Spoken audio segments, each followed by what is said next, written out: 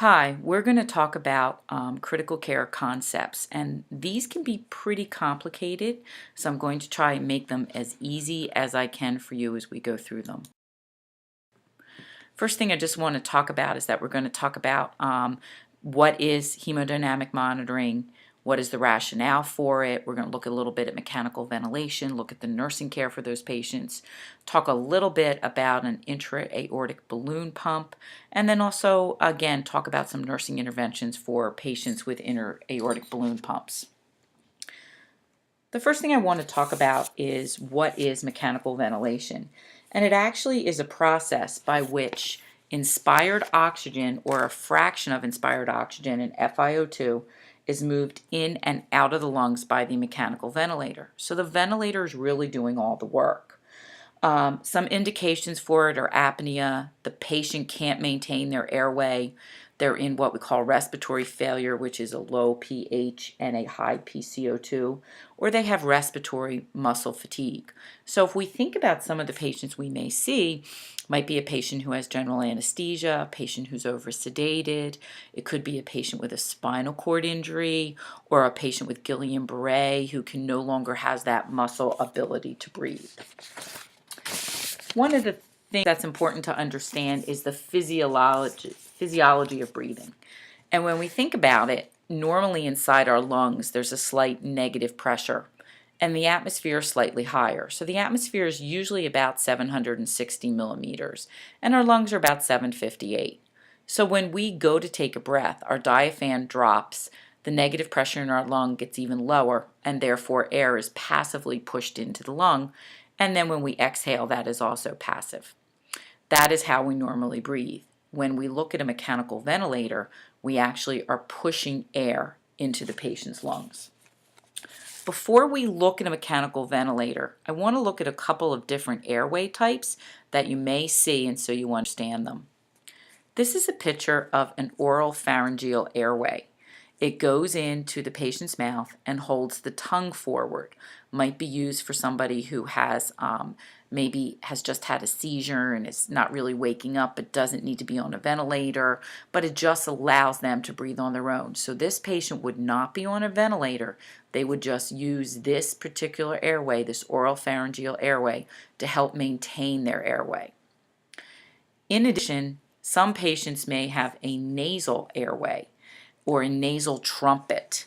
This is an airway, it goes into the nose, and you can see from the picture that it sits in the back of the pharynx. Great for that patient who has a lot of mucus that we may need to suction, and we don't really know how to do that, or we have difficulty doing that. So it's great for those patients. So you may see some patients with that in the clinical area. When we look at the mechanical ventilation, there's a couple of different types. And again, this is where the patient might need assistance getting air entering the lungs.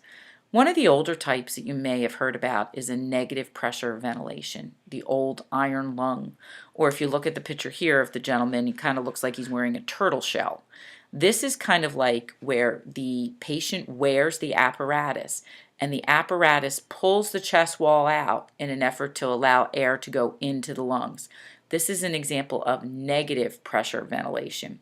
You usually don't see this in the clinical area, but I think it gives a nice contrast as when we start to talk about positive pressure ventilation. Positive pressure ventilation is where air is pushed into the lung during ventilation. Think of it as, or during inspiration, think of it as mouth to mouth, someone is forcing air into the lungs. That's what's happening here. So there's various kinds that you might see or you might have heard of on the clinical unit. One is CPAP. This is continuous positive airway pressure. There's a positive pressure always exerted on the airway so that it's easier for the patient to breathe. Think of it as air is being forced into the lung by pressure. One of the ways we can do positive pressure on the clinical unit is by a mask, or patient may do this at home. Very effective for sleep apnea, and you may have even had a patient with it. Or we can use a ventilator. Positive pressure ventilation is the most common type of mechanical ventilation, and it's an external machine with various settings. One of the things I want you to think about is that no matter what type of ventilator you have, they all have the same type of settings. Same as an IV pump. Every IV pump always has milliliters per hour, volume to be infused. Same thing with the ventilator. We're going to talk about the different settings in just a few minutes. When someone is on a mechanical ventilator, there's a couple things that they need. They need an endotracheal tube, and an endotracheal tube is an artificial airway that bypasses the upper airway and laryngeal structures, and they call it intubation when they're putting this tube in. We might use that for airway obstruction, patients at high risk for aspiration, respiratory distress, and then again, the need for positive pressure ventilation. Here's a picture of an endotracheal tube, and you'll see there I've listed the oral pharyngeal and the nasal pharyngeal, which I already talked about. When we look at the endotracheal tube, there's a couple of things. There's a balloon on it, or a cuff. That cuff does a couple of things, helps to keep it in place, and helps to prevent saliva from the mouth or oral secretions going into the lungs, which can cause aspiration. When a patient needs an endotracheal tube, they put it in by what we call intubation. And this is where a special scope is used called a laryngeal scope. There's a picture of it. And the anesthesiologist or the specially trained nurse goes in, lifts up the tongue and structures, visualizes the appropriate structures, and puts the tube in.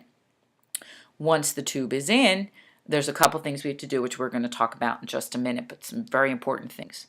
Here's a picture of the laryngeal scope.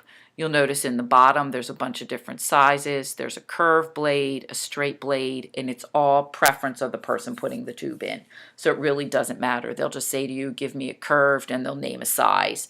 And you would look at the size on the tube and give them the appropriate blade.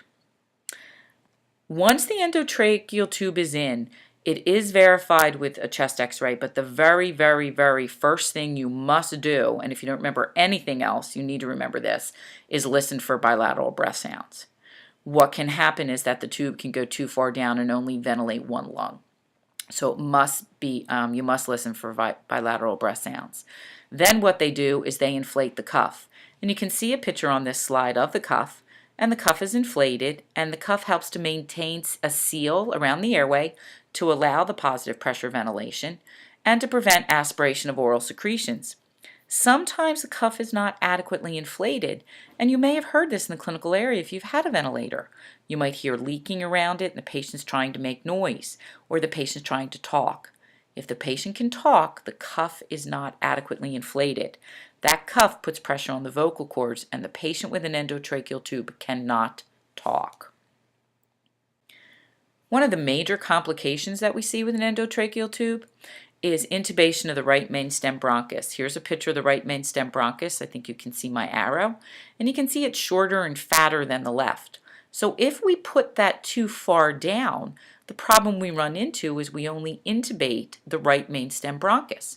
So then we would only have breath sounds on the right. And that is why we always listen for bilateral breath sounds.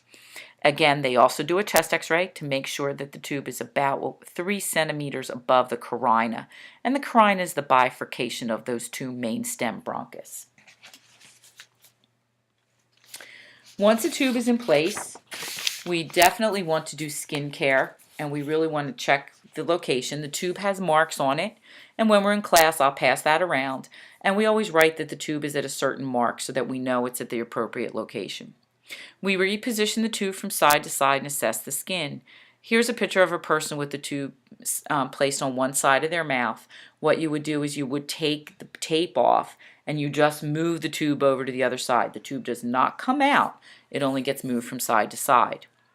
In addition to that, we need to make sure that the tube is patent. And one of the ways we maintain patency is by suctioning. There's two different methods, the closed method and the open method. The closed method involves a suction catheter inside a plastic sleeve. This is a very easy method to use because the suction catheter is always sterile. We advance it down into the endotracheal tube or tracheostomy, into the lungs and the bronchus, and we suction. The open method is where we open the package under sterile technique, put on sterile gloves, and suction the patient. The open method, we have to keep one hand dirty, one hand clean because we have to take the patient on and off the ventilator, but both methods are effective. You will see mostly the closed method in the institutions we go to. How do you know your patient needs suctioning? Well, first of all, excessive coughing. They might have a lot of rhonchi. They might have mucus in the endotracheal tube, or mucus, again, really coming in and out of that tube and they're coughing. Or you might have the high pressure alarm going off on the ventilator. And we'll discuss that in just a couple minutes, so that'll make a little bit more sense. When we suction our patient, we need to be careful because the patient can be pretty uncomfortable for the patient, and it can also cause hypoxia. Most of the patients that we see may have some mild hypoxia with suctioning, but not a lot. The concern is when you have a patient who's very, very ill and any time they're suctioned, they drop their O2 sats. And that can happen, so we need to look at ways to prevent that. A couple ways to prevent that are we hyperoxygenate our patient. On the ventilator is a setting that says 100% O2. We hit that button and the patient will get 100% oxygen for 2 minutes. Great way to hyperoxygenate during suctioning. Also, we want suctioning to be about less than 10 seconds. And we only want to apply suction to the catheter when we're pulling the catheter out. That's going to help to prevent trauma to the trachea. The other thing is that we always want to use aseptic technique with the closed and or sterile technique with the open. The picture there that you see is someone using the closed technique. You can see the catheter is inside a plastic sleeve and they're advancing it into the patient's endotracheal tube in an effort to suction out mucus. When we look at caring for a patient with an endotracheal tube, we need to look at a couple things. We need to make sure we do frequent respiratory assessments, frequent mouth care, provide some type of communication for them, and depending on the patient, they may or may not need sedation. Sometimes what happens with patients is they get so upset being on the ventilator that they need to be sedated to get the true benefits of the ventilator. Mouth care I can't talk about enough. That helps to prevent complications, and one of our biggest complications is ventilator-acquired pneumonia. And we'll talk about that a little bit later, but frequent mouth care is very, very important with that. We often have some complications, and that one is unplanned extubation. So again, that's often where we keep the patient's hands tied if we have to, and this is when we can get an order to restrain our patients. And we always want to make sure our endotracheal tube is secured. Aspiration can occur. Again, we want to make sure we have adequate cuff inflation. The endotracheal tube usually stays in place no longer than 10 days. If the mechanical ventilation is needed longer, often your patient will need a tracheostomy. A tracheostomy is very helpful because it helps with the skin care, it's more comfortable for the patient, and it also allows the patient to begin to wean from the ventilator. When we're caring for a tracheostomy, we want to make sure that we assess the stoma, and that's the site where the tracheostomy goes in. We change the inner cannula. Those are usually disposable, and they're usually thrown away at least every 12 hours or what your institution calls for. We always make sure that the tracheostomy is adequately secured on the patient's neck, but we do allow 2 fingers under that so that it isn't too tight.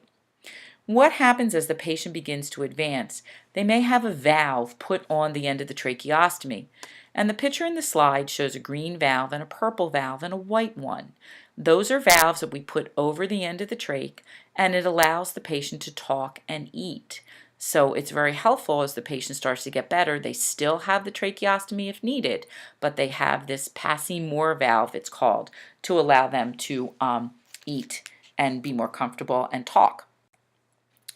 When we get ready to remove the endotracheal tube, it's all done at the bedside. First of all, we make sure the patient is breathing on their own, and that's part of the weaning process, which we will talk about in just a few minutes. We want to ensure that the patient takes a deep breath, we deflate the balloon, and they pull it out. Then immediately the patient is put on humidified oxygen. We want to continually assess the patient for respiratory distress or stridor because we want to make sure that they're comfortable and can tolerate the tube being removed. If the patient has a tracheostomy, usually it's plugged for a period of time to assure they can breathe on their own, and then eventually it's removed. The hole closes over time as part of patient teaching, we want to make sure that they do cover the hole when they're going outside so that nothing gets in it and to prevent infection. But it will just eventually close over time, and the patient should be fine with that. Let's talk about some of the ventilator settings. When we have a patient on a ventilator, there's a number of settings that the physician orders. First is the tidal volume. The tidal volume is usually based on the patient's weight, and that's the volume of gas delivered with each breath. So it's usually based, as I said, on weight, so it might be 10 to 12 milliliters per kilogram. So they might order something like 500 milliliter tidal volume. The respiratory rate is the rate the ventilator will deliver the breaths. The FiO2 is the percent of oxygen. They call it the fraction of inspired oxygen. The ventilator mode I will talk about in a second. PEEP is positive end expiratory pressure. I know Professor Loving talked about this, and this helps to keep the alveoli open at the end of expiration to allow more area for gas exchange. And then the other thing which usually isn't ordered but you need to take note of is the positive inspiratory pressure. This is the amount of pressure it takes the ventilator to deliver a breath. So this is something that we need to take note of, because if the pressure starts to get higher, the patient's lungs are getting stiffer. So we need to think about that and how that affects our patient. And we'll talk about that a little bit more when we start to talk about alarms. When we look at the ventilator modes, there's two main modes that you're going to use. One is assist control. Assist control is where the ventilator delivers a preset number of breaths, but the patient can breathe more on their own. Each breath that the patient starts to take, the ventilator finishes. So an example might be the patient might be on an assist control of 12, but have a respiratory rate of 20. That means that 12 breaths the ventilator automatically gives. The additional 8 the patient initiates, but the ventilator finishes at the preset tidal volume to give the patient the most volume. So again, assist control, the patient can initiate more breaths, but the ventilator delivers them at a preset tidal volume. If we look at the next one, synchronized intermittent mandatory ventilation is a little bit different. This is where the ventilator delivers a preset number of breaths, but any additional breaths are taken by the patient at whatever tidal volume the patient can pull in. So the patient is working harder.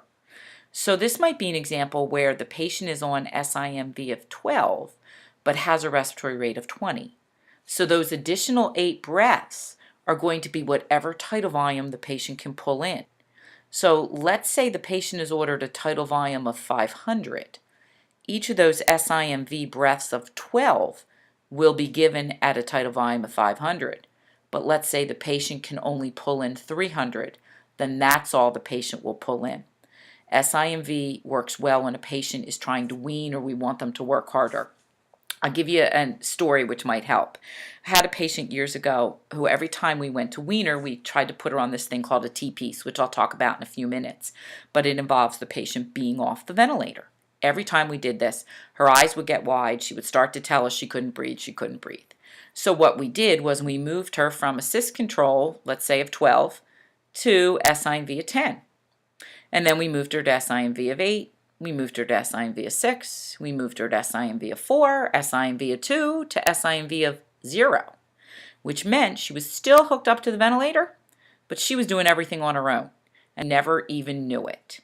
So it was a way for her to get over that anxiety, yet still work her muscles. So that's something, again, SIMV, the patient is working harder and they're using their own muscles. When we look at PEEP, we talked about this before, but PEEP is positive pressure applied during the end of expiration to keep the alveoli open. Can be set anywhere from 3 to 20. And its purpose is to maintain or improve oxygenation. Here's some samples of mechanical ventilation orders: tidal volume, FiO2, assist control, and 5 centimeters of PEEP. As the nurse, you're responsible for assuring the correct settings and assess the patient. So you want to see what the settings are set at and what's the patient actually doing. What tidal volume are they bringing in? What is their respiratory rate? and those types of things. When we look at mechanical ventilation, there are a number of complications we can see. One, particularly with PEEP, but you also see it just with a ventilator, is decrease in cardiac output. If you look at this picture here, you can see how close the heart is in proximity to the lungs.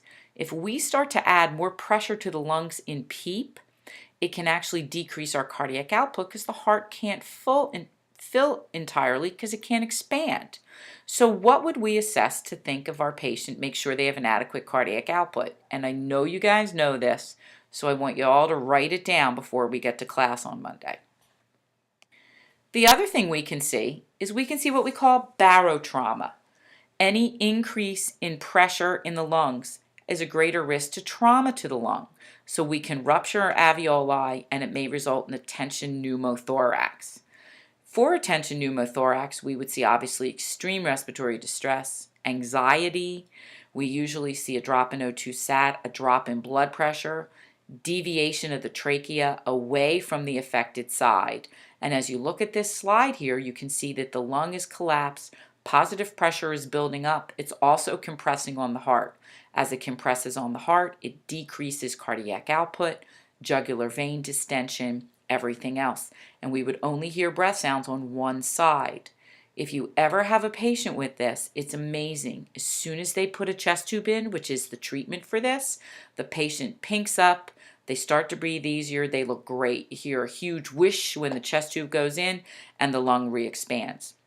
One of the things you need to think about, what type of patient is at greater risk for trauma to the lung? And you want to think about what patient population has more fragile lungs, and that's usually your COPD patient.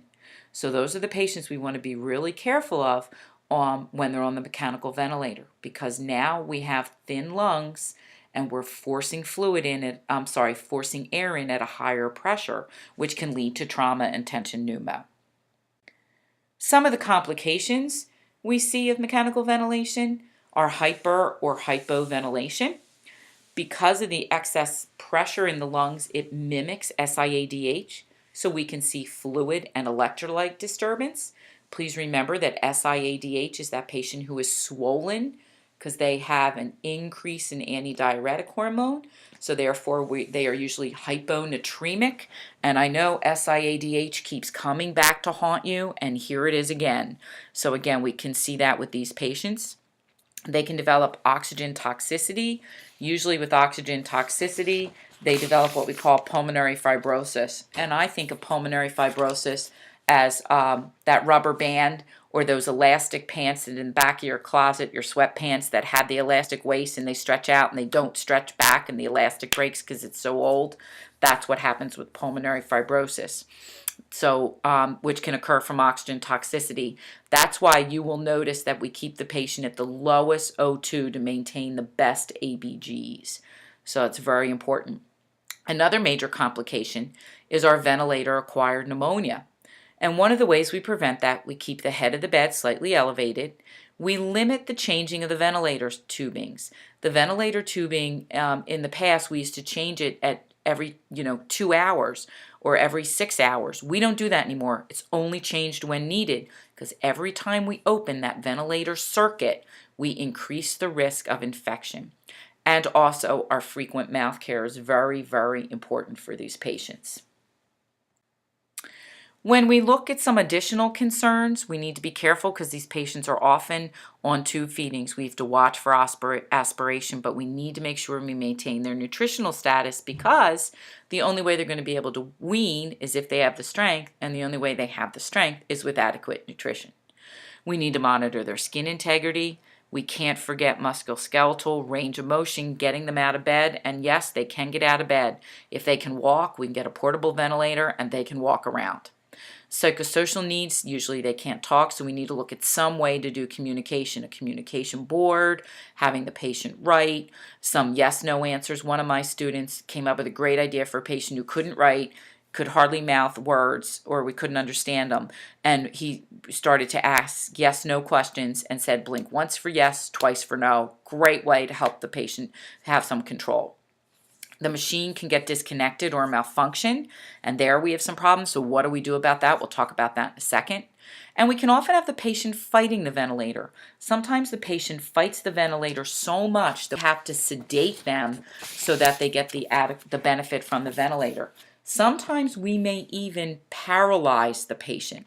And when we paralyze the patient, we give them a medication that they can't move at all. And that is used, again, many times to allow them to get the best oxygenation they can from the ventilator. Well, as the nurse, what do you do if the ventilator's alarming? Well, remember a couple minutes ago I talked about that positive inspiratory pressure, that pressure that we look at? That is the amount of pressure it takes the ventilator to deliver a breath. So if the ventilator's alarming, we need to ask ourselves, what type of alarm is it? If it's a high pressure alarm, it means the ventilator is using more pressure to deliver a breath. Think of obstruction, mucus in the tube is kinked, the patient's biting the tube. Think of you blowing up a new balloon. You're taking more pressure than normal to get it in there. Something is obstructing. So that is what a high pressure alarm is. It's taking more work, more pressure to deliver the breath. Low pressure alarm means it's taking less pressure for the ventilator to deliver a breath. Something's disconnected. So we need to reconnect the patient. Very, very common they come reconnected at the end of the tube. But you want to think connecting.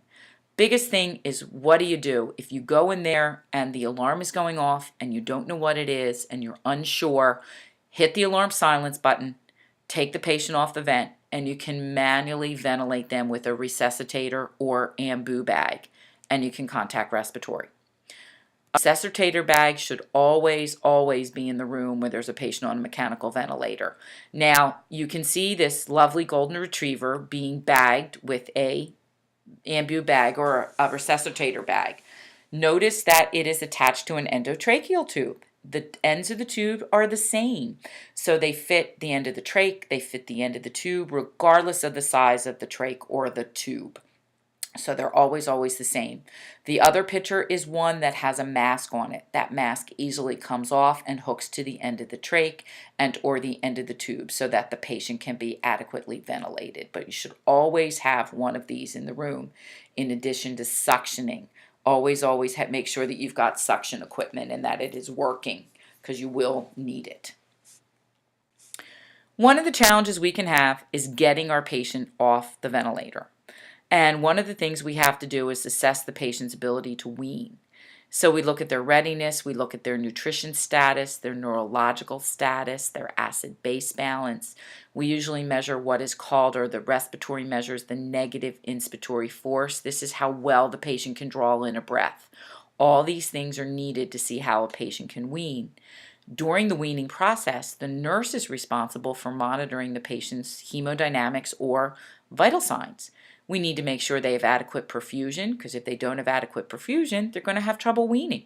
We need to make sure that we monitor their respiratory rate. If it gets too high, they're not tolerating. So all those things we need to make sure the patient is adequate when they start the weaning process.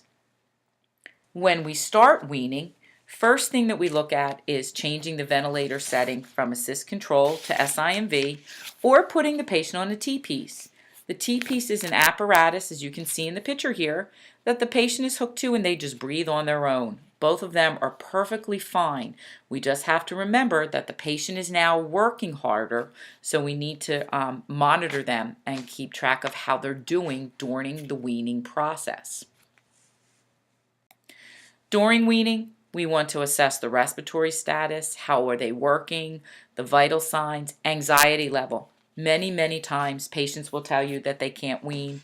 They'll start to say they're short of breath.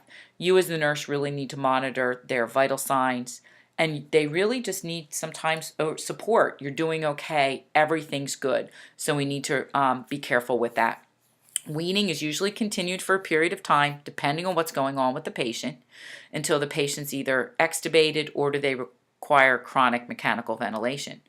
Patient coming right out of surgery and general anesthesia will probably be extubated in the PACU or the recovery room. A patient who maybe has a spinal cord injury may never be extubated. A patient who comes in with COPD and a pneumonia may also never come off. It's harder to get those patients off. Somebody who comes in, let's say a multiple trauma and has some broken ribs, may be on the ventilator for a week and then may be weaned off. So it really depends on what's going on with the patient. You as the nurse, though, need to make sure the patient is ready to wean and assess them during the weaning process. Let's look at a question. One of the major concerns during suctioning is stimulating a vagal response. One of the things is we put the tube down, the patient starts to cough, they can have a vagal response. So the nurse knows this occurs when the patient exhibits what clinical problem? And I'll let you guys answer that. Here's another question, and this actually looks at an ABG. So what I want you to do is figure out the patient's acid-base disturbance. I want you to look at the ventilator settings. I want you to go back through the notes, look at what the settings mean, and what might we do with the settings to help the patient and improve their ABGs. The next question is, we have the ventilator alarm alarming high pressure. Patients on PEEP and they have respiratory distress, JVD, they don't have any breath sounds on the right. What should the nurse do and what should the nurse prepare for? So those are all things that I want you guys to think about and be prepared to answer on Monday in class as we do some different exercises. Let's talk a little bit about hemodynamic monitoring. First of all, what it is a pressure monitoring system. And basically what it transmits pressures from the vascular system to an external monitor. So when we talk about that, we actually talk about a couple of things that make up hemodynamic monitoring. The first thing we're going to talk about is an arterial line. An arterial line is a line usually goes into the radial artery, and it monitors systemic arterial blood pressure. Many times we use it when we're doing medication titration, frequent ABGs, and to monitor the patient's status. The picture shows an example of that. You can see that it just really looks like an IV that goes into the radial artery. One of the concerns is, obviously, if it comes disconnected, the patient will have an arterial bleed. So it can be a big problem, so we need to really monitor that. First thing that we do prior to putting in an arterial line is we check the patency of the ulnar artery. So what you do is you do what's called the Allen's test. You actually hold the patient's fist up in the air, elevated above, the heart. You occlude both the radial and the ulnar arteries, and then you actually let go of the ulnar artery, and you see how quickly the hand then pinks up. What that does is tell us that if we put a catheter into the radial artery, we know that the patient will have good blood flow because of the ulnar artery being patent. We have to be concerned about the arterial line because it can become disconnected and cause blood loss. We can have decreased blood flow to the hand and also infection because we do have a line going right into the artery. One of the other things we look at is central venous pressure, and this actually looks at pressure in the right atrium. Normal central venous pressure is approximately 2 to 8. Now you will pick up different references and they will all say something different, but that is kind of a good idea of what that is. What it tells us is high or low pressures either tell us a change in vascular volume or a change in patient status or heart or contractility, cardiac function. One of the things you have to think about, though, it's really not a great indicator. You have to look at the whole clinical picture. Vital signs, urine output, patient perfusion, and everything else that contributes to circulation and cardiac output. In addition to looking at the central venous pressure, one of the other things we need to look at in hemodynamic monitoring is the pulmonary artery pressure.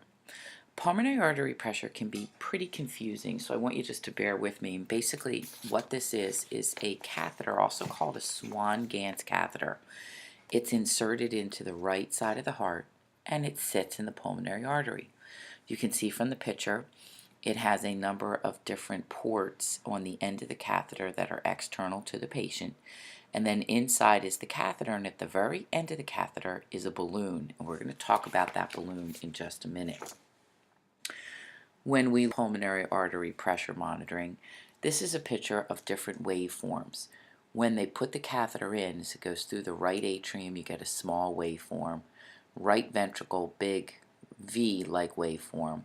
And then when it sits in the pulmonary artery, it gets a smaller waveform. The last column is what we call a pulmonary artery wedge. When the balloon is blown up, the catheter wedges itself into a branch of the pulmonary artery, and it looks forward through the lungs to the left ventricle. So that's what can kind of be confusing, and we're going to look at how to make this as easy as possible so you can understand it. Here's another picture. So we look at it, we look at the catheter, it's sitting in a branch of the pulmonary artery. We blow up the balloon, and it looks through the lungs to what's happening over on the left side of the heart. So it can tell us how the left side of the heart is pumping or not pumping. Is the patient in fluid overload, or is the patient in fluid deficit? Here's an example of some of our normal pulmonary artery pressures. Pulmonary artery pressures are systolic over diastolic, and you're going to get different numbers at different places, so just, kind of keep these global ones in mind. Systolic 20 over 30 and diastolic 8 over 15. What they basically tell us is the diastolic tells us the amount of blood in the pressure in the left ventricle, and the systolic tells us when the heart is contracting. Here's a little bit more about it, where normally it can tell us, the diastolic pressure will tell us what's happening on the left side of the heart. But again, that depends as long as there's no pulmonary problems. And again, we're going to just address this later because this can be very confusing. But we have to think about what's happening in the lungs. The catheter, when it's wedged, looks through the lungs to the left side of the heart.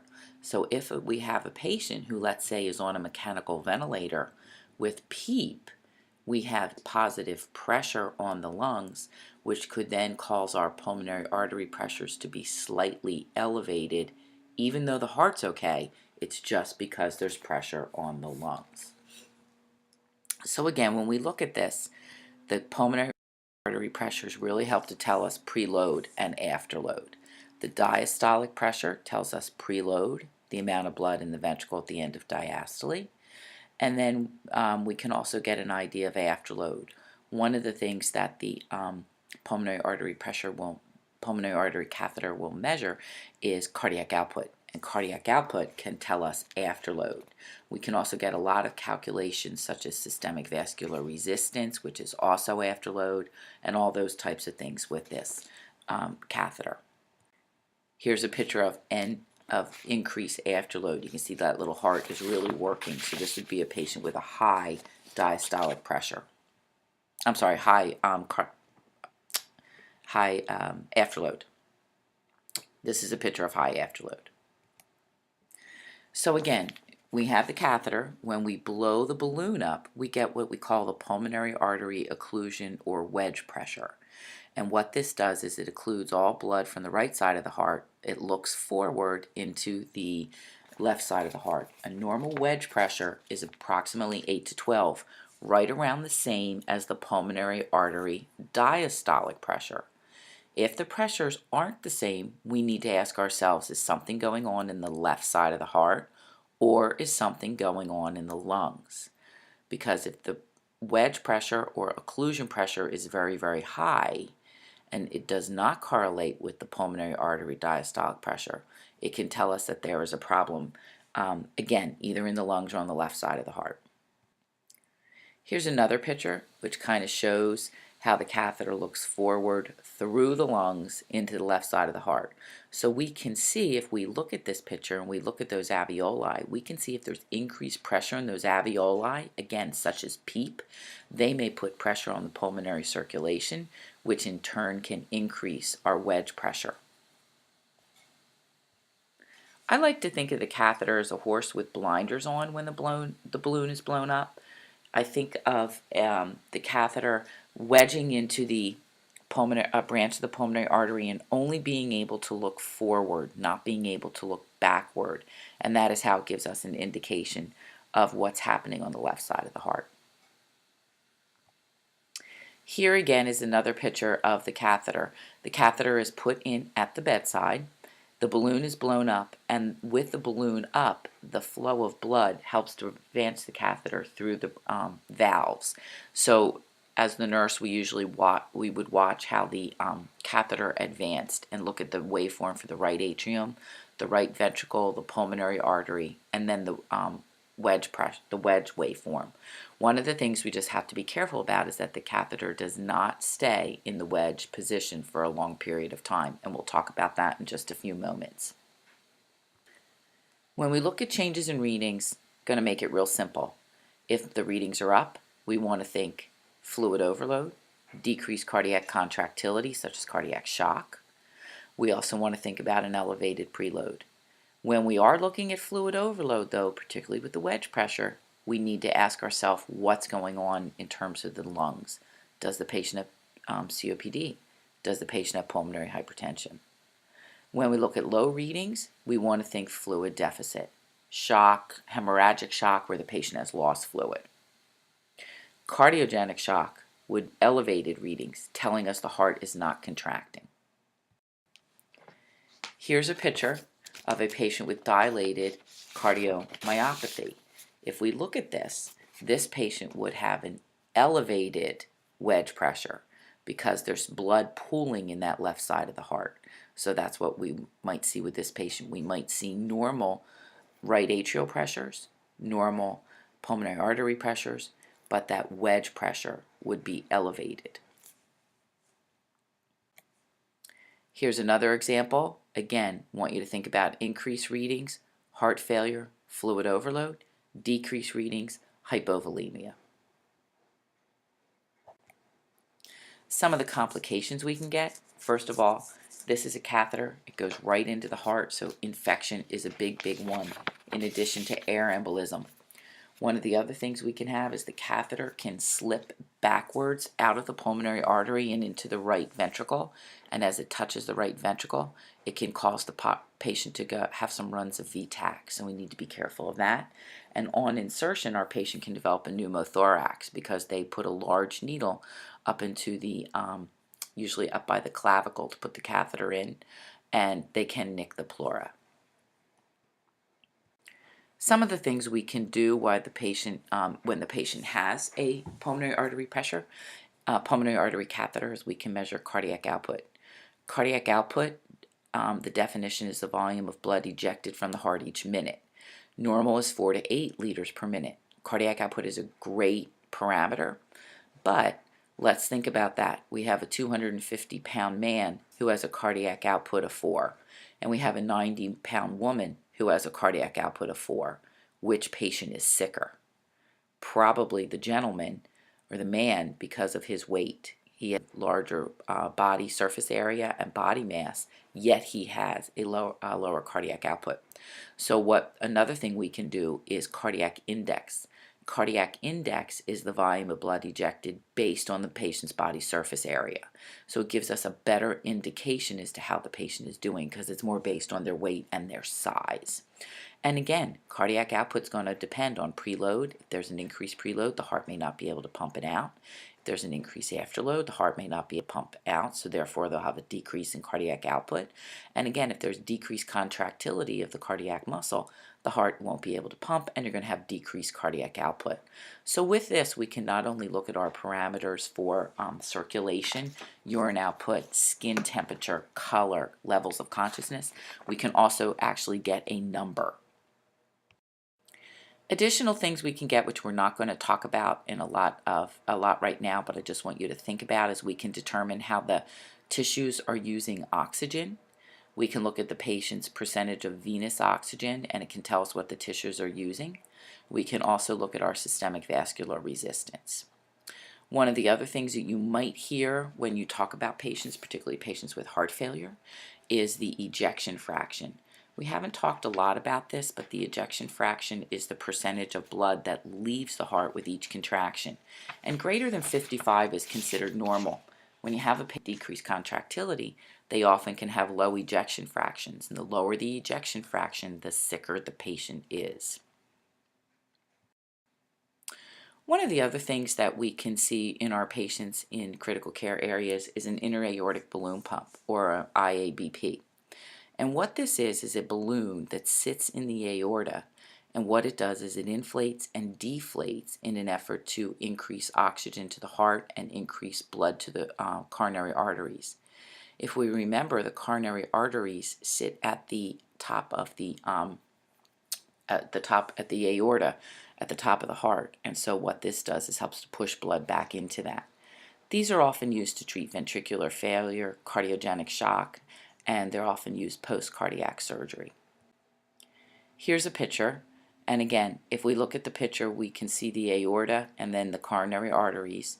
The catheter sits in the aorta, and it inflates during diastole in an effort to push blood back into the coronary arteries, and it deflates during systole in an effort, it kind of works as a vacuum then to help to increase cardiac output. Here's another picture. Again, inflates during diastole, helps to push blood back into those coronary arteries to get more blood to the heart muscle so the heart can work more effectively. And then it deflates during systole, and that deflation works a little bit as a vacuum to help to pull blood out of the heart and increase cardiac output. In terms of our nursing role with this, our role is really to prevent complications from the balloon pump, really monitor the patient's status and their condition. So again, I want you to think about what would you look for to see if this balloon pump is working appropriately. What type of things would tell you your patient is perfusing? What type of things would tell you that your patient is having an adequate blood flow to their cardiac muscle? Some of the complications we can see from the balloon pump: bleeding, infection, impaired circulation. The balloon pump goes into the groin, into the femoral artery of the groin, so you've got this large catheter in there. You really, really need to watch the patient's peripheral circulation. And we can also have timing. When the balloon blows up during systole, the heart can't pump because now we have an increased afterload, so we need to work at how would we increase that time. Let's look at some questions. We have a 75-year-old man has a pulmonary artery catheter placed preoperatively for fluid management. Very often they place these catheters pre-op for large surgeries where they're worried about the patient's cardiac function, where the patient might need a lot of fluids. If they're worried, again, post-op what's going to happen, they put these in so they can monitor the patient, particularly patients where they're, again, have some cardiac issues to begin with. May even do it for some patients with some pulmonary issues. So here's our pulmonary artery pressures and our pulmonary artery wedge pressure. I want you to ask yourself, do you have any concerns about these readings? Following surgery, they're placed on a mechanical ventilator, and now here are our readings. I want you to think about, are these readings normal? Why might they be higher? And think about that a little bit. Here we have our first post-op day. They're removed from the ventilator, and now here are our readings. Do you have any concerns, and what additional assessments would you do? And we'll talk about this in class. Let's go back now to a patient with an arterial line. Here we have a patient who has an arterial line and it's disconnected. So suddenly becomes disconnected. What would you do? I want you to think about that, but I have a catheter going right into my radial artery and it is now disconnected. So what would be the most appropriate thing for the nurse to do? Here we have a patient on a balloon pump, and the pump is inflating during diastole. We need to ask ourselves, is that what we want? How's the patient doing? What would be the best thing to do in this situation? And we'll talk about all these in class. This last picture is a picture about what you might see some of these patients. You can see multiple IV pumps. You can see a patient with a ventilator. In the foreground of the picture in the bottom, we see what looks like cartridges with cables coming out. That indicates probably a Swan-Ganz catheter. May indicate also an arterial line. You'll see those as that's how they're hooked up to the monitor. Looks like they have something on their head. They may even have an ICP line in there. But these patients usually are pretty sick, have lots of IV pumps and lots of technology. Remember though that under all this, there's a patient. The technology in all these pumps don't help us if we don't check that patient. So the first thing we need to do is look at our patient and then look and see what IVs do they have, where are they going, what's going on with the patient. But your patient's the most important thing to assess. The monitors are there to help you. The patient is what we want to look at. And here's just another picture, patient with a mechanical ventilator. They have, it looks like two mechanical ventilators there, which is interesting, unless one of them is a balloon pump and we can't really identify it. But again, first thing we want to do is look at our patient. I hope that helped. Thank all of you, and we'll do some activities in class.